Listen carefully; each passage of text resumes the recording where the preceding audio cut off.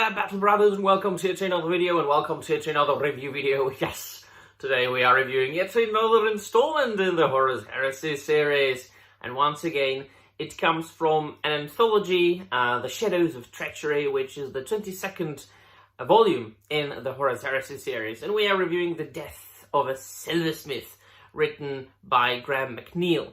Now, I will, from time to time, look at my notes, because, once again, I have to say that if you read two anthology collections, one after another, each of them containing about 5 short stories and novellas, the names tend to blend, and so that's fine. Well, then, we are focusing on a remembrancer that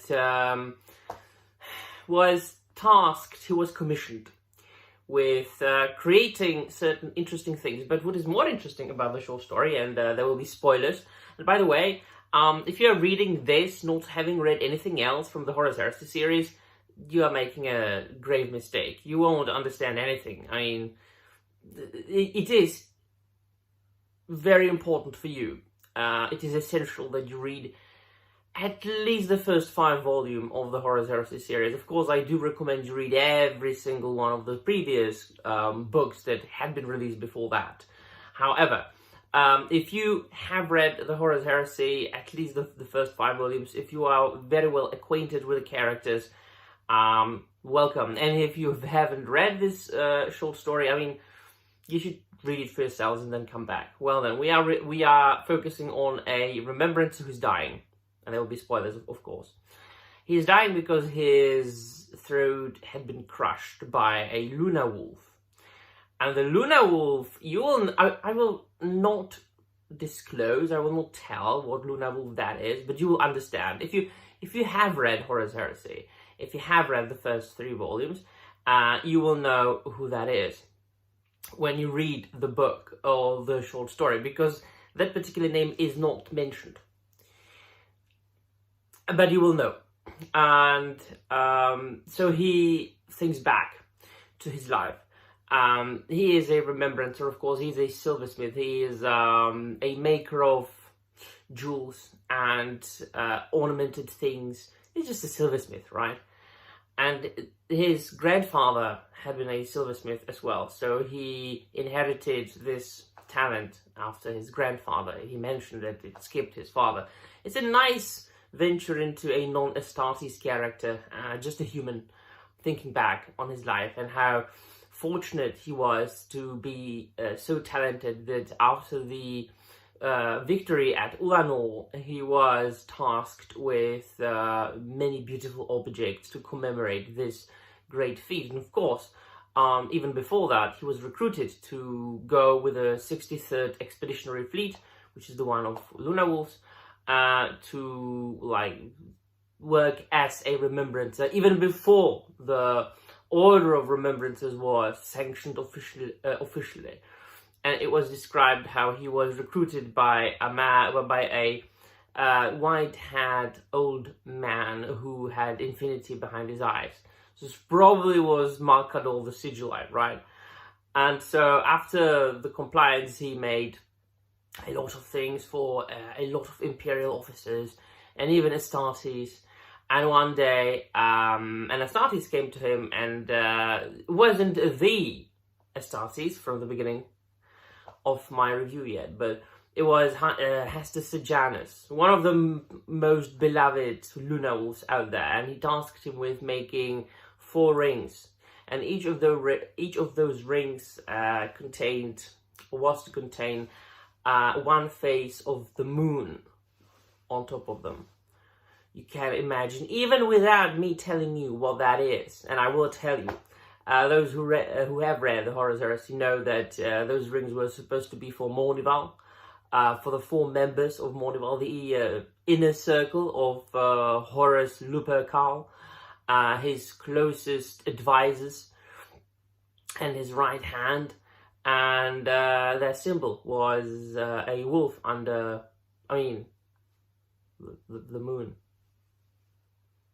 Right.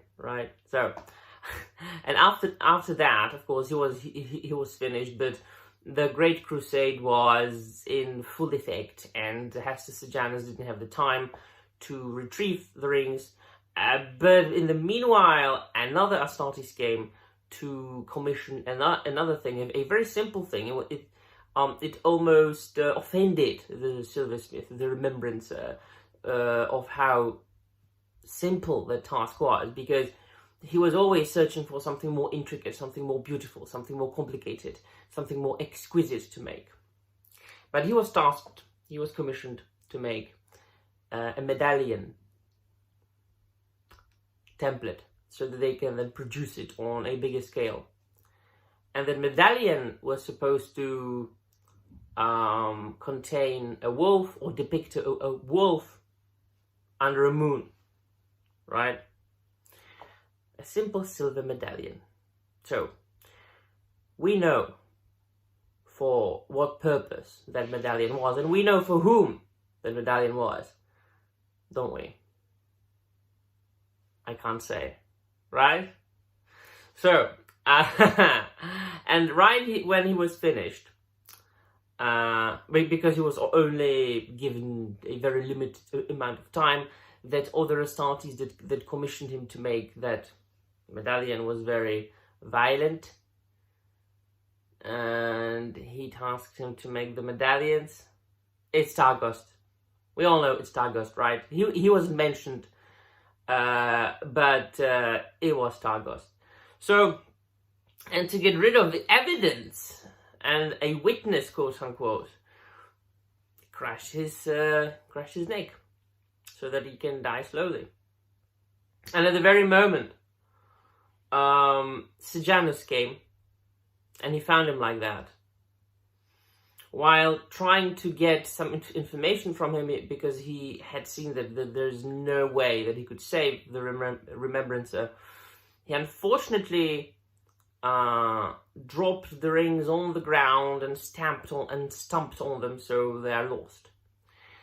Or 3 of them are lost. One is destroyed. It's like the Lord of the Rings, man.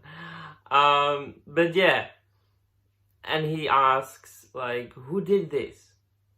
What did he say? And the Remembrancer's last words were, I can't say. Now, you can enjoy this short story only if you've read the previous volumes.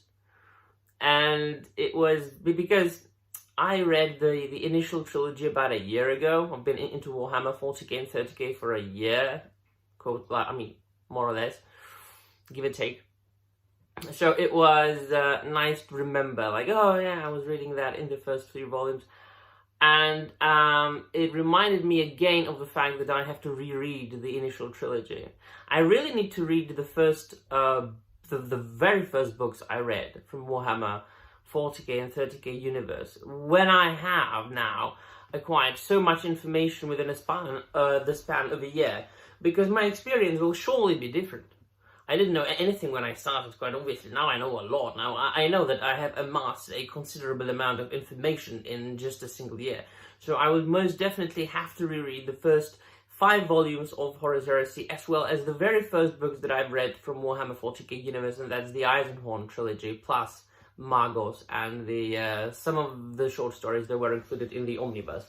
Absolutely have enjoyed this short story. I do love the Luna Wolves before they became the traitors, the Sons of Horus, and it's always a pleasure to read about those guys, right? So let me know in the comments down below what you think. They'll be all. Thank you very much for watching, and remember, the Emperor protects.